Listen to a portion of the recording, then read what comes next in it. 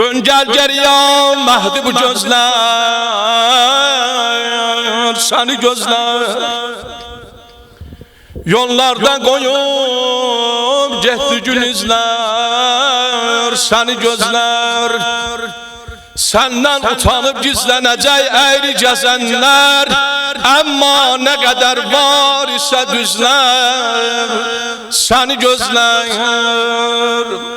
Masum meleğim gel yine sen narini dindir, şiirin mezeni sevgili sözler seni gözler. Birden ki bilirsiniz hiç renç ağa değmez. Bilmirəm hikmət sözə şeycək oxuyur yoxsa yox. Bir renk ki bilirsiniz hiç renç ağa değmez. Min çuzet sınık olsa bir sağa değmez.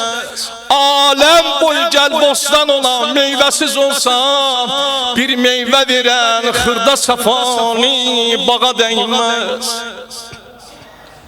Gel yada salak o koca hayalı nenelerden, min modlu libas ola bir yaşmağa değmez. Şehrin ne kadar meyliyle sönlüle kebabın, şehrin ne kadar leyliyle sönlüle kebabın, kette 7 gün penceri şor kaymağa değmez. Köy elinin eşkine hatir yaranıp bi hubbi Ali cennet rizvan yarpağa değmez. Allah əzəmətli yaradıb dağları görsün, her ne kadar daş taşı üstə dağa değmez.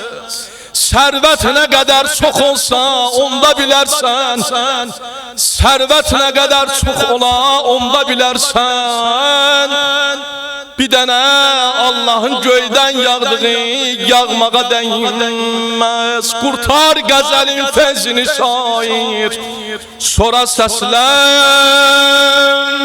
Kurtar gazelin fezini şair, sonra seslen.